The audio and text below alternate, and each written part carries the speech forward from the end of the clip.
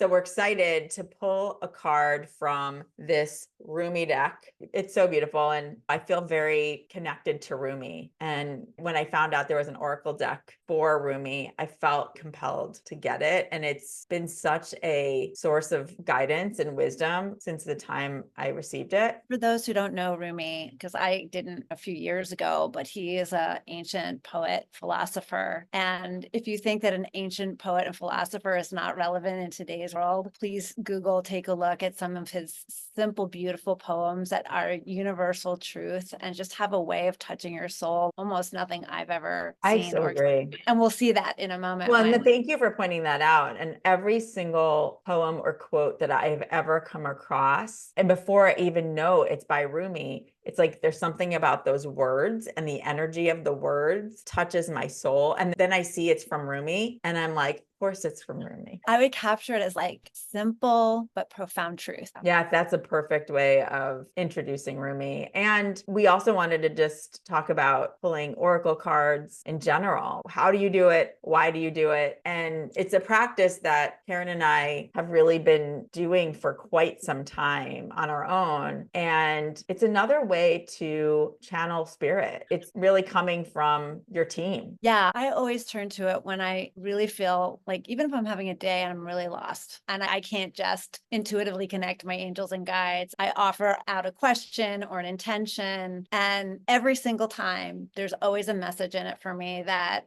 helps inspire or direct me to a place that makes me feel better. So for me, it's okay, I can't hear or intuit my guides right now. I'm just going to go for something that I can tangibly hold and read. And I just find it's Oh, just and such then it's really their way of finding their way through you. So That's you right. are then doing that. And depending on the deck that you're using, you have the energy of whomever is coming through that deck as well. So it's the combination of whatever calls to you in terms of a specific deck or energy. And then it's your own spirit team, angels and guides coming through to give you the message you need at the moment. And it really can be as simple as just asking for wisdom and guidance, or it can be asking us a specific question and see what wisdom you receive in relation to that question. That's right. And often we both pick a couple of decks. Sometimes it's just to have that duality of the That's message, right. another layer to it that gives you more insight to, like you said, Robin, like your question, or just even just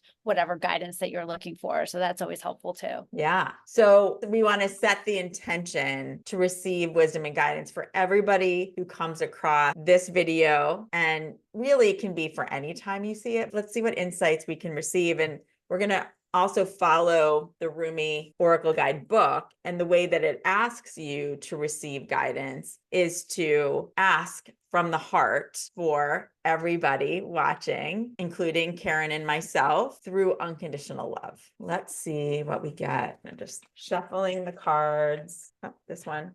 Okay. So we got Karen. What? We got Sacred Soul Sister. Of course.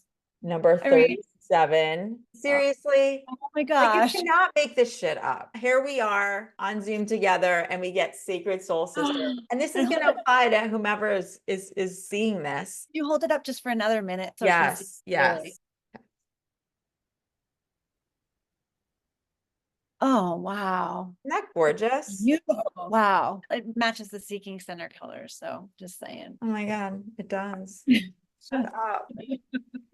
Shut up. What the hell? That is so ridiculous. I'm gonna add to, if you ever get goosebumps when you hear something, it's usually your soul truth, and that's what I'm getting right now. Totally.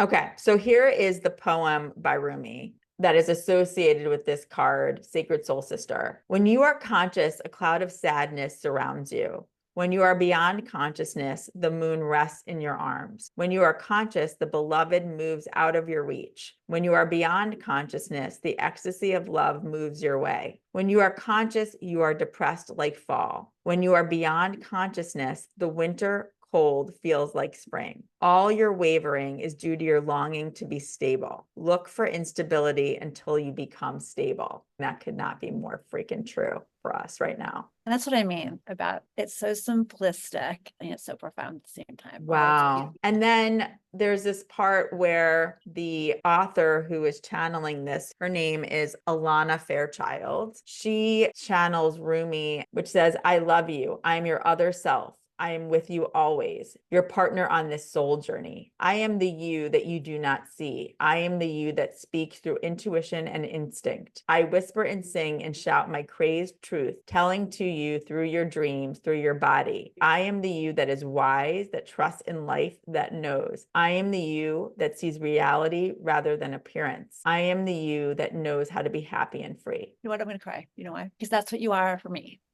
Oh, I'm sorry. It's not aspirational for me. oh, I totally feel the same way. I think it's what we bring out in each other. Yes. Do it on a daily basis. I feel the same way. That is so true. Wow. Oh my God. Fitting for right now. We're on this pendulum ride and we're both, when I go this way, you're over here, reminding me to go here and vice versa. So anyway, that's what I love your partner on this soul journey. Okay, I'll keep going. Sorry. There is a partner, an ally who journeys with you from birth to death and beyond again and again. You have a sacred sister, a sister of your soul. She weaves the stories of truth through dreams and insights that come upon you as if from nowhere. Perhaps they drop into your mind or seem to erupt from within you, but that is her talking to you, demanding or reassuring, depending on what the occasion best calls at that moment. The wise ones know that the truths of the sacred soul sister are powerful, relevant, and worthy of time and attention. They know her oftentimes strange and startling offerings hold the keys to unlock entire worlds, to open up new realities, and to transform the nature of our existence. Your sacred soul sister is your partner in consciousness. Make no mistake, she is you. She is just the part of you so great you cannot always see her from your conscious mind.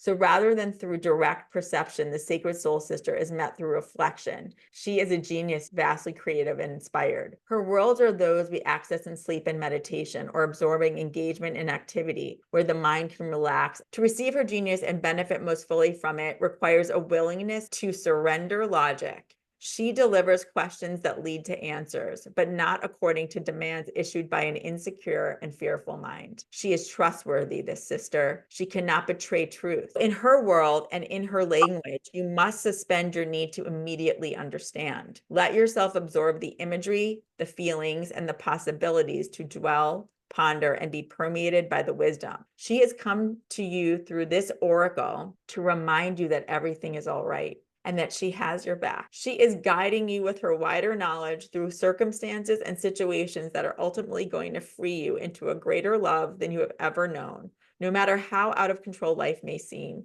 she's letting you know all is proceeding just as it should, and that her will shall manifest. This oracle comes with particular guidance also, something deep in your bones without knowing how or why, or without particular reason. You just know it. It doesn't make sense, but you know it. It may be joy that you know. It may be to avoid a certain situation. It may be that something is going to work out beautifully despite appearances to the contrary at a particular moment. It may be that you are meant to take a certain path. You just know. This oracle comes as confirmation that you're knowing, mysterious as it is your sacred soul sister talking through you. Trust it and act or not accordingly. And the sacred honoring ritual is to kneel or sit comfortably, preferably on the ground or somewhere you feel grounded and anchored to the earth. Rest your hands on the ground or on your legs. Say aloud, I call upon the sacred sister of my soul, the shadow priestess of wisdom in the temple of love. You guide me to love, and under the merciful grace and protection of Rumi, who loves me unconditionally, our relationship is one of respect, care, and divine guidance. May I be blessed with receptivity to your genius and capacity for the grace of growth. So be it. Wow. So much that came through in that for us, and I'm sure for so many people who are listening and looking outside of themselves for the answers. It's just a reminder that we have this divine within ourselves, and that divine is with us always. Thank you, Sacred Soul Sister. Thank you, Rumi.